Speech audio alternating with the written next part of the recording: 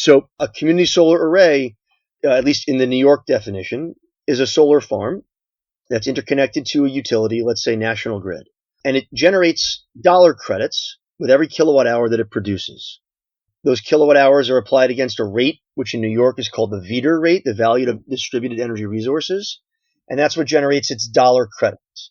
In order to access its dollar credits, it has to sign up subscribers to its community solar array, and it has to leave a certain amount of its dollar credits with those subscribers to benefit them. And then the balance can be sent back to the solar developer or asset owner. Being able to take that product and focus it on commercial end users, again, it's like a novelty, and that's where our focus comes in. That was a brief from this week's conversation, which is around solar projects for commercial and industrial sector and community solar. Stick around, it is going to be an interesting conversation. Hello and a big warm welcome to yet another episode on the Mission Shunya podcast. I hope you are doing well. First things first, we are just 2 episodes to 100. A special one is coming up. If you have any feedback that you want us to consider, do drop a note, we will consider that. Well, when I say we, it is also with the support of our friends at Terra Generation, who are behind the cover arts for every episode. They are a content agency specialized in telling stories in climate, biodiversity, and sustainability. And when I talk about feedback, a few listeners write to me at missionshunya@gmail.com and usually ask about a particular topic to be covered. One such topic was community solar. It is a concept that is popular in a few countries and in particular in a few states in the USA. So when I got to know about the work of a company doing exactly similar work, I was curious to know more, which led to this conversation.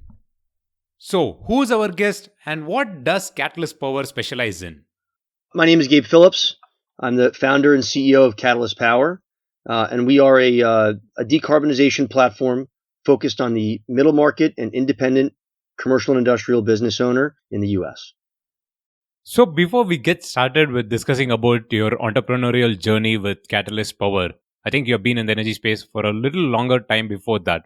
So what motivated you to get started and start Catalyst Power? You're right. I have been in the energy business for a bit longer than Catalyst has been around. I started in 2005, right out of engineering school, working for Sempra Energy Trading in Connecticut. And while I was there, I did a couple of different stops in operations and IT, and then ultimately traded all of the power markets in North America from Canada to Mexico. And that job as a trader was to take risk in the markets for profit. And while I was there, a lot of interesting things happened in the financial markets and legislatively in the US, and the world's conversation about climate change really kind of got kicked off. And we had, the introduction of the ITC for solar and wind and the PTC, and that, sort of gave birth to a whole new group of power plant developers that didn't really have a lot of background in using the markets to meet their new business needs. They came from like every other walk of life, besides having a background in the markets. And then at the same time, retail deregulation, so like retail choice, where a customer could choose its supplier other than the utility, started to expand. And there was just a whole host of new market participants that didn't really know how to ask for what their needs were and define their needs and use the market to shut it down. And so I actually left trading for profit at that time. This is like in 2010. And I set up an outsourced trading desk or an energy management company to help all these new natural participants, address the business needs that they now had using the market. But I always wanted to take that expertise and background in traditional trading and, not just get paid for a fee for service, but focus our efforts, at least with some amount of our time, on the renewable development community to help it not be a cottage industry, help it really grow with sophistication. And there I was fortunate enough to market power on behalf of about 2,000 megawatts of installed renewable capacity. Because of that work, they locked in revenues and were able to finance a lot of renewable generation throughout the U.S., a lot of hydro, solar, wind, some biogas. And that was all on the upstream side or the producer side of the market. And on the downstream side, we did risk management for retail providers. Those who were, convincing customers to switch away from the utility, to choose other options. So we addressed both sides of the market, but also in that unique seat, we got to see like kind of all the good, the bad, and the ugly. That both of those types of market participants were experiencing and perpetrating out there. And while at GP Energy Management, that was the name of the company, I got to see that there was a pretty big gap in decarbonizing the middle market or independent commercial and industrial business and end user. Nice. So I really wanted to focus on working on that. And so I sold that business to a market data and analytics provider called Genscape. Stayed on for a few years for an earnout, and I left in 2019 to work on that exact problem. Wonderful. Now, the entire journey, I think, was also coinciding with what was happening around the deregulation in the markets, and I think that kind of aided you to to focus on the commercial and industrial sector, right? I think that was market was really opening up in different regions. That was the earlier phase of deregulation was for commercial and industrial end users, and so that sector of the end user world had earlier and deeper adoption of retail choice than the residential sector does, or did and still does, at least in the Northeast. However, there was just such a focus a large proportion of retail energy companies were focused on residential consumers. That they at one point I think I was really noticed that residential consumers had more choices. Business owners had more choices at home than they did for their businesses for product design and different choices. And I thought that was perverse, but I also noticed that the same thing was true for their renewable energy options. There were more renewable energy supply options for residential consumers than they were for independent business owners. Now, that doesn't mean that the very sophisticated commercial and industrial end user didn't have every option they could dream up under the sun. They did. And there's lots of focus on that end of the market, that end of the spectrum, the very large, very sophisticated, very creditworthy end user. And there's lots of focus and lots of attention on the residential consumer, just because of the mass, the high volume of customers that you could address. But that middle independent business owner, with still significant amounts of consumption and really a group that drives emissions in the U.S. fairly significantly, was not being focused on at all. And there's a lot of good reasons for that, but that is what I noticed as deregulation was maturing, that it wasn't maturing for the middle market commercial and industrial customer. It is also interesting that the middle market that you're mentioning also, I think, if I'm right, accounts for about 50% of the energy consumption. Am I right? Yeah, it's a little higher than that. I think it's closer to 60% of our domestic energy consumption, at least in the US. Okay. So after you started Catalyst Power, so how did you go about addressing this gap in the market, and what unique solution did you come up with in order to attract these players? Well, the novel route that we decided to take was be relevant to this customer for a variety of other reasons while we seek to decarbonize them. We wanted to make it as easy as possible for the customer to enter into a conversation about their energy consumption with us. And we thought that the best way to do that would be, be their energy supplier first. That is like already a very fragmented market, the retail supply markets, specifically one focused on the independent business owner. And so, my decision was aggregate up a lot of those retail energy companies, roll them up, acquire them to get closer to their customers, so that we have information about them. We know how they consume, what their costs are. We know where they are. We have access to their credit history and payment history, and come to the conversation about decarbonization as prepared about their energy consumption and their profile as possible. These are customers that are busy running their businesses. They don't have a 12-person procurement team that's focused on driving sustainability goals, right? They're just trying to run their business. Correct. And so their attention spans are short. Their focus on economics before sustainability is a huge challenge to surmount.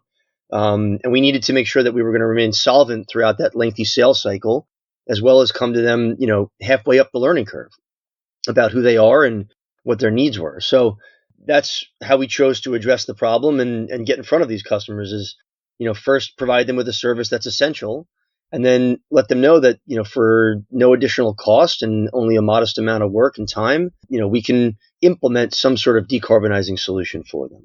That's interesting. Can you briefly run us through this process with an example? Like, for example, I understand from your case studies that you help them reduce in their energy consumption. But what would a typical transaction with a C&I client be like? I have a good example. I'll anonymize it, but it's Sure. let's just say it's a farm in upstate New York, right? Okay. This particular farm is in a retail electricity contract with us for many years. Okay. We had a community solar array that somebody else owns that we were hired to aggregate subscribers for. And we subscribed them to that in order to start receiving a 10% discount on their costs. And that's like a baby step towards decarbonization. And we are now developing a 250 kilowatt solar array on their rooftops, which we will sell about 20% of their energy consumption to them from that array. Mm. They'll continue to consume the balance of their needs from the market, just like they were before. And they'll continue to have their community solar subscription, saving them 10% there. And then we are also going to finance the installation of EV charging stations for them. That is a customer that's leveraging 4 different solutions from us. The first one being regular way retail energy supply. And that's sort of point in fact, that's how we became relevant to them in the first place, and why we knew how they consumed and where they were and what their costs were. And it was easiest to move them down the spectrum of decarbonization with a community solar subscription first, and then the more complex and more impactful product later of hosted solar is what we started to work on afterwards. And now that customer will be a consumer of 4 different products from us. And I think that that's a great example of how we can work with the independent business owner on their schedule with their level of attention and ability to focus on this, and give them multiple bites at the apple to continue to move themselves down the spectrum of more complex and more impact on their emissions. Very interesting. Now, how do you get people associated with community solar? I mean, internationally, we do hear that US has a big market for community solar. So, how does a typical transaction and what are the tenures that you operate these projects on? Well, probably worth taking a step back and just describing community solar at like a high level for your listeners, Hmm. because it is a unique construct, and and it's not even available throughout all of the country. It's only in certain states where the state has put together this regulatory construct that permits it. Correct. And New York is a great example. Their community solar market design is the most elegant that I've observed throughout the states that have it. It permits the most participants, and brings a level of sophistication and simplicity to the market that I think is really valuable. So a community solar array, at least in the New York definition, is a solar farm that's interconnected to a utility, let's say National Grid. Okay. And it generates dollar credits with every kilowatt hour that it produces. Those kilowatt hours are applied against a rate, which in New York is called the VDER rate, the Value of Distributed Energy Resources. And that's what generates its dollar credits. Hmm. In order to access its dollar credits, it has to sign up subscribers to its community solar array, and it has to leave a certain amount of its dollar credits with those subscribers to benefit them. And then the balance can be sent back to the solar developer or asset owner. And the subscribers to that community solar array have to reside within the same utility service territory that the project itself is interconnected to. So that's like the geographic constraint. Like if it's a National Grid project, you got to work with customers that are in the National Grid footprint. If it's a Con Ed project, then it's got to have customers that are in the Con Ed footprint. Hmm. And now there's further nuances to it. Like the state has obligated you to have at least 60% of your subscribers on that community solar array meet the definition of what's called a mass market customer. That really is meant to sort of require that you address smaller consumers first, and with a larger proportion of your project than larger consumers. And they have implemented like a utility consolidated billing process, which other states have yet to do, that really makes it elegant. So the consumer really just, like, let's say we're offering a 10% of the credits product. That's a very typical structure in New York. Customer subscribes to the array. We size their subscription so that the 10% of our credits that the project produces will equate to roughly 10% of their costs. And instead of them getting all of the credits on their bill and us having to bill them back for 90%, the utility just does the netting for us. They leave 10% with the customer and they send 90% back to the project owner. Other states require that dual billing construct, which is more complicated for customers and sort of creates credit risk and other operational noise that New York doesn't require. So it's actually quite elegant. And so that's the background of like the just how community solar works in general. Hmm. But being able to take that product and focus it on commercial end users, again, it's like a novelty. Like all the other community solar aggregators in the world are like not doing that. They're focusing very much on the bookends, the resi consumer, and the very large sophisticated, they call them anchor customers, who are investment grade and sign on for 20 years and take down the large proportion of the project that can be allocated to a larger consumer. They're ignoring everybody in the middle who can meet both of those different definitions on the product, on the project, and that's where our focus comes in. Do you offer shorter contracts? The community solar subscription agreements are usually not like long term with teeth in them, where there's damages if you leave early, because the risk is low on churn. You could always find another customer who would happily take a 10% discount on their bill. So they usually don't have that lengthy of a commitment. Now, that's not true on retail or on the PPA product, the hosted solar products that we market. For regular way retail, we have customers that are with us both month to month and all the way out to a 3-year commitment. But anytime there's a fixed price, fixed term commitment, it's got to have damages associated with it. It's like we're taking on the market risk from the customer. We're going into the market to hedge that. And so we have risk if the customer goes away, unlike with a community solar subscriber. The risk that we have is different in profile and cost. What are the other products and solutions that you have in addition to the retail customer and retail tariff plans and the community solar plans? What are the other solutions that you offer the C&I sector? So the hosted solution, the hosted solar solution, we call it our connected microgrid. That's really the next more sophisticated version of decarbonization. And that's where what I was describing before with the farm upstate. That's the thing that they're working on now, is they're going to allow us to use their roof to build a solar array that we own and operate. They don't pay for. And then under that construct, we enter into a power purchase agreement with the customer, a PPA. And that has to be pretty long term, usually 20 or even 25 years, because that's the only way that you could really see the return on the upfront investment in solar in the US. Just the way that the current regulatory regimes are, and even though they vary state by state, it's very front loaded.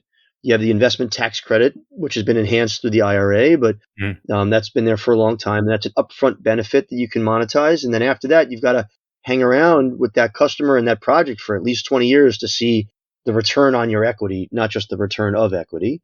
And in order for this to be viable for us to do over and over and to really make a dent in decarbonization, these things have to be economically viable. So I'm not talking about massive returns or crazy margins, but they do need to be sound investments. Otherwise, you're not going to attract the kind of capital that you need to make a dent in this customer segment's emissions. So, we are doing 20 to 25 year contracts with customers on our hosted solar or connected microgrid, as we call them, solutions. And how is energy storage uptake happening in this space right now? It is virtually non-existent, which is a huge frustration for me. I see energy storage, as our path to fully transitioning away from fossil or thermal generation.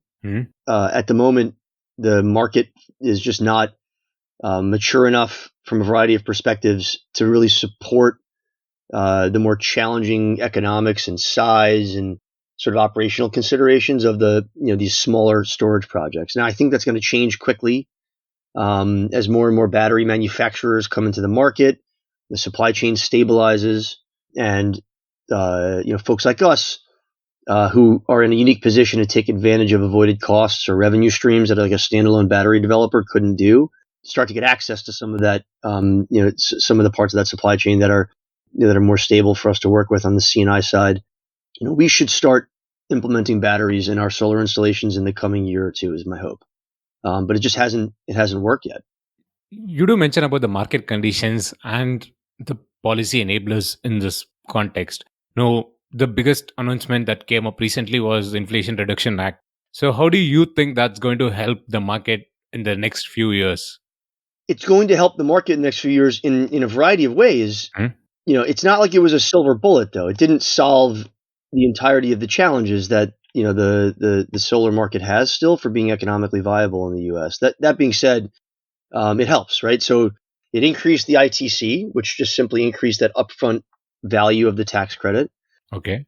It's created, specific communities where there's additional adders available if you build solar there. It's created other adders for American-made, components, which I think is going to be good from, just the broader economic purpose of, bringing manufacturing back to our shores, but also, just having more localized supply chain, is good for our local, renewables economy in the U.S.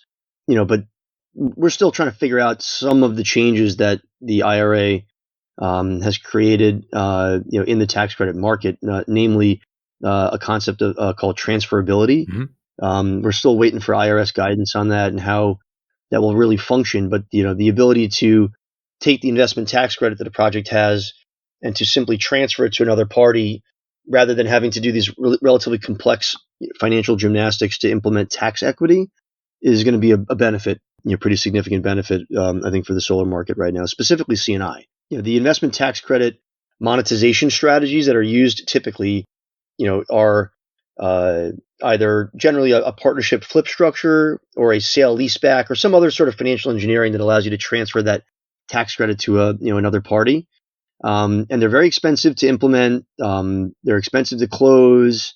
There's very few participants that are sophisticated enough that offer their participation and have that tax appetite to participate in it. And so if there was a mechanism to transfer the tax credit more freely without so much friction and cost, specifically the C&I solar market would really benefit because those are smaller projects that tend to have, less clear credit underwriting capability. Like there's a customer on a residential side who's got a FICO score. That's easy to underwrite their credit. If you have a customer that's an investment grade host for a solar project, well, that's very easy to underwrite their credit. But all those independent businesses in between require work to underwrite their credit. And having a tax equity participant now also involved in the credit risk taking process, it just adds a whole level of complexity and cost. And frankly, causes a lot of tax equity participants to shy away from C&I. And so, that limits the market of where you could monetize your tax credits for C&I solar in a way that makes it a lot more expensive to do, than the two bookends of the market. Yet another difficulty specific to C&I that I think the IRA's transferability concept will help to alleviate.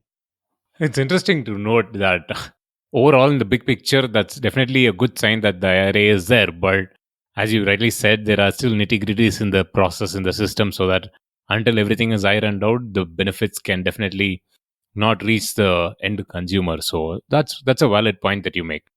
Now, Gabe, on a final note, you have been in this sector for a long time, and now with catalyst power and the energy sector in general. So, what's your thoughts on how this is going to shape in the next few years? What's your view? And especially with catalyst power, you've done few acquisitions and you also got some funding. So, where do you see things going up in the next few years? I think that you will find, independent business owners, I hope, start to really get their heads wrapped around the non-monetary benefits of going green. Right now they're very fixated on, upfront savings and, some budget certainty. But there's all the other benefits that come from hosting a distributed solar solution and from going green that are harder to put your finger on. And they need some data and they need some consultants to help them, out there, some think tanks, right, to put together data sets for them to really look at the return on their time for going green differently. One is an obvious one, in my opinion, is that the PR benefits, the public perception benefit of hosting a solar solution, is just one in which, your customer loyalty increases. You probably can make better margins and charge more, but more importantly, you can you can sort of continue doing whatever your business is, knowing that you've now reduced your emissions profile in a way that didn't cost you anything, and your customers who do care about that will see that. Hmm. And then there's always the reliability benefit of hosting distributed solar. Any kind of distributed energy solution that a commercial industrial customer, has experienced the downside of themselves via power outages, losing like a dye lot in a textile manufacturing, facility because the power went out, or food spoilage in a grocery store, when a hurricane came through and power went out. Like, these reliability benefits are hard for people to get their head wrapped around what their little solar project is doing to help it. But the downside of when those interruptions occur are real, and they've experienced that very acutely. So I think there's an educational gap for both of those non-monetary benefits that the world's pundits and think tanks and those focused on education need to sort of move their focus away from the residential energy transition and focus more on the independent business owner energy transition needs and getting their understanding well-rounded on these benefits. And once that happens, I think you'll see all of these thousands and thousands of rooftops plastered with solar throughout this country, and that resource needs to be tapped into, and that's what I expect us to see. I kind of understand that although there is a lot of opportunity in the market, until the consumers are rightly educated and the right solutions are there is a gap between what the market is ready to offer and what the consumers are willing to accept. So I think that is something that you are also personally trying to drive down a message and also offer a solution to the consumers, right? I think you put it really well. I mean, the gap, that gap is where we're living. We're operating in that gap, and we're trying to make going green, like in bite-sized increments, available to the independent business owner, because I think that incremental change is what they need to sort of to get themselves to the point where they see the value of the time that they have to put into it. And it's not a significant investment in time. We offer a fully financed solution. They don't have to reach in their pockets, so they're not looking at a financial risk. It's just one of time and bandwidth. And I think incremental change is how you can get people there. And those baby steps are what Catalyst Power is able to walk its customers through, because we can start with the product that they need, that they're already buying from us, that makes us relevant on their energy conversation. We have these other baby steps they can take. They can host an EV charging station or two. They can, subscribe to community solar. These are things that do not require a lot of time and bandwidth. And then once they realize the benefits of doing those things, then they can start to see that, oh, okay, well, maybe if I get a little more time and I, give up my roof, which is doing nothing for me today, I can actually be more supportive of the energy transition and more supportive of decarbonization and realize those benefits for free there as well. So that's our focus, is to live in that educational gap and help our customers take the baby steps that they need to start to decarbonize. Well, talking of time and conversations, I should definitely thank you for taking time to join me on the podcast today. It was really wonderful providing insights from that part of the market, and especially how you're helping solve a problem that has been not understood or not attended to for a large time. So thanks very much for taking time to join me on the podcast, and wishing a lot of success for Catalyst Power in the future. It was a pleasure. Thank you. So that was a wrap on yet another interesting conversation. You can find out more about Gabe's work by visiting the website of Catalyst Power. I will leave the links in the show notes section of this episode. While episode 100 is 2 episodes away, the next one will be an interesting one, and to give you a heads up, I will let you know that it is going to be around mobility. I am sure the very mention of mobility would have got a few of you interested. So make sure you subscribe to this show. If you have feedback, again, missionshunya@gmail.com is the ID. I will be back in 2 weeks' time with yet another conversation, which is going to be around mobility. So with that, this is Girish Shivakumar signing off. And as always, thank you for listening.